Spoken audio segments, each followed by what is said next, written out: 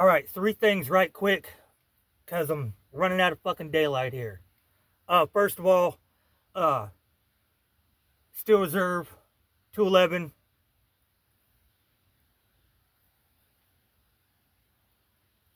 8.1, bitch. Full flavored. All right, second of all, quit biting my fucking style, Shady. Pen Pal, Shady. And Pen Pal, this is not Easy E. This is Ice Cube. Okay? This is not Eric Wright. This is O'Shea Jackson. Get your shit together, fat boy. And lastly, probably most importantly, SWV, put down the goddamn fishing pole. Just stop. Put the fucking fishing pole down. Okay? You don't know what the fuck you're doing. And you know, in my Bible, the Satanic Bible, one of the things in there is about animals, and it says you are not to harm an animal unless it is in self-defense or for your food. Now, seeing as how those fish aren't jumping out of the Susquehanna and attacking you, there's no self-defense there, and you obviously wouldn't know what to do with a fish if you did catch it, so you're not going to use it for your food. So just leave the fishing to folks who know how to fucking fish. Jesus fucking Christ. You're like a fucking dog chasing a car. You know, he's all about chasing that car until he catches it, and then what the fuck is he gonna do with it? That's you and the fish, SWV. That's you and the fish. We're done here. Number 19. This one and probably one more. We'll knock it out. He's basically telling him, you know, you've got to do something to stop these conspiracy theorists, as he calls them, who are doubting the official story. And that, after this contact and this letter, which you may have seen, it ends with David Atlee Phillips saying, you know, okay, I look forward to meeting you in London, or something to that effect. So we have one little piece of evidence to prove that that Bugliosi and Phillips knew each other. If that isn't damning evidence of the complete lack of objectivity of Bugliosi's cover-up, I don't know what else could be. Nicholas, I want to ask about communicating with Manson and the girls today. What is Charles Manson like in 2017? Can outsiders write him? What are the chances he'll even read it or respond? Are we able to write the girls? And I ask all these things because listeners really seem to want to know if they can correspond. Well, I haven't had any contact with any of the women for decades, only when I first began researching the case, because I quickly found they're only going to stick to the cover story. And on a human level, I can't blame them. They are holding on to a very flimsy, wishful thinking hope that they can ever be paroled, which I don't believe they can be, but they need to keep repeating this story that they tell to the parole board. So nothing is to be gained by, from my point of view, in trying to determine the truth by speaking to them anymore. Manson he's 83 years old. He's not in the best of health, but he still occasionally answers letters. He calls people regularly. Since I've moved to Germany, it's much more difficult to communicate with him, and I haven't made any secret of this, but the only way you can communicate with American prisoners are not allowed to call overseas. It's actually illegal. But he has done that through third parties. He will call me, he'll call someone he knows, and that person will put a call through. So that's how we've communicated since I've moved to Austria and then to Germany. And Manson being Manson, has managed to frequently acquire cell phones in his cell. No pun intended, cell phone, but literally so in this case. And we've had very long and detailed conversations when he's been able to talk to me without guards or fellow prisoners overhearing him. And an important thing to say about that is the person who I've spoken to in these more intimate cell phone calls, and many other people who've had this experience can attest to this. He's an incredibly different person when you're talking to him without the camera on and when he knows that his call is not being listened to. As far as answering what is Manson like, the Manson you know from the media reports and the interviews he's done over the years is a performance for the most part. It's a character he plays. Did I say 19? Number 19. In dripping bloody letters called Charles Manson. It doesn't have a great deal to do with the much more thoughtful and complex person that presents himself when you have a chance to speak to him under different circumstances.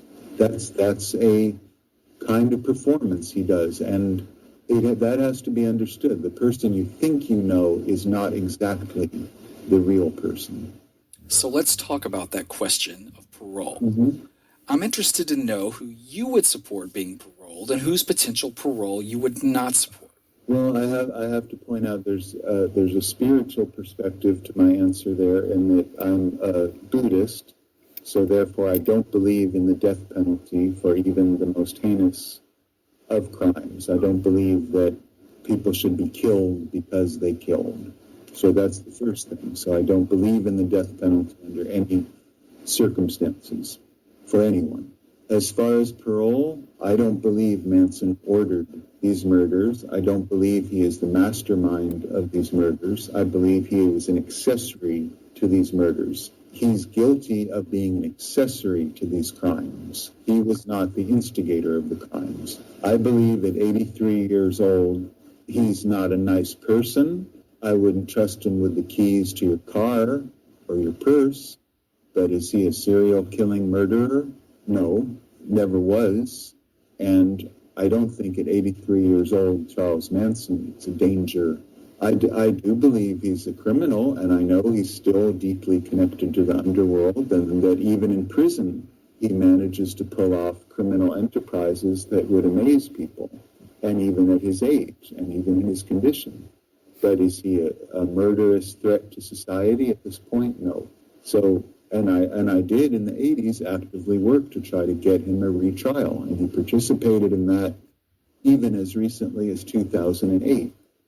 So, but I don't believe he wants to get out. I have to add that. I think after all the years I've known him, and even these sort of frustrating efforts to help him to gain some legal redress for what I believe is an injustice, I don't think he actually wants to get out. And I'm not sure that he ever did, really, though he made several escape attempts. I don't think he actually wanted to, and I can't fully explain that, but that's the case. With Charles Watson, I believe he was the instigator of these murders. I think he should remain in prison. I don't think he's a homicidal maniac because he killed for money. He killed for drugs. He was killing for the usual reasons that criminals kill. I don't think he's a particularly dangerous person. It's not like what people would think, that he's a psychopathic murderer who would suddenly start killing random strangers. But he's lied about what happened for 48 years.